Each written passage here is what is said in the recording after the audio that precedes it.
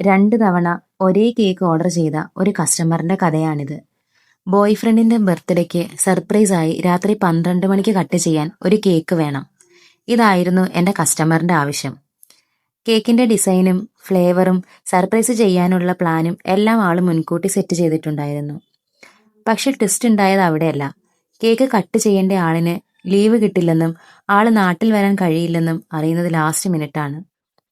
ഒരുപാട് പ്ലാൻ ചെയ്ത് ആദ്യമായി ഒരു സർപ്രൈസ് കൊടുക്കാൻ തീരുമാനിച്ചിട്ട് അത് നടക്കാതെ വന്നാലുണ്ടാകുന്ന സങ്കടം എത്രയാന്ന് ഊഹിക്കാമല്ലോ. ഈ ഓർഡറിലെ മറ്റൊരു ഹൈലൈറ്റ് എൻ്റെ കസ്റ്റമറും ഈ നാട്ടിലുള്ള ആളല്ല എന്നതാണ്. സോ അങ്ങനെ ആ ഓർഡർ ക്യാൻസലായി. പിന്നീട് ഞങ്ങൾ കുറേ നേരം സംസാരിച്ചു. ഇതിനിടയിലാണ് കേക്കിൻ്റെ ഫോട്ടോ അയച്ചു തരുമോ എന്ന് ചോദിച്ചത്. അങ്ങനെ ഞാൻ ഫോട്ടോ അയച്ചു. അപ്പോഴാണ് അടുത്ത ട്വിസ്റ്റ് സംഭവിച്ചത്. കേക്കിന്റെ ഫോട്ടോ കണ്ടതും ആൾക്ക് എങ്ങനെയെങ്കിലും ബോയ് ഫ്രണ്ടിന് കേക്ക് കൊടുത്തേ പറ്റൂ എന്നായി.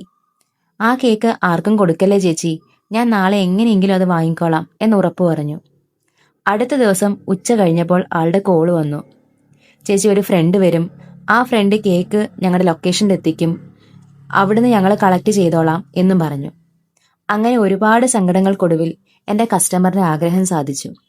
അങ്ങനെ അവർ ഹാപ്പി. നോർമൽ ഒരു കേക്ക് ഓർഡറിനേക്കാൾ നമുക്ക് എന്നും സ്പെഷ്യൽ ഇതുപോലെ കുറച്ചധികം എഫേർട്ട് എടുക്കേണ്ടി വരുന്ന കേക്കുകൾക്കാണ്.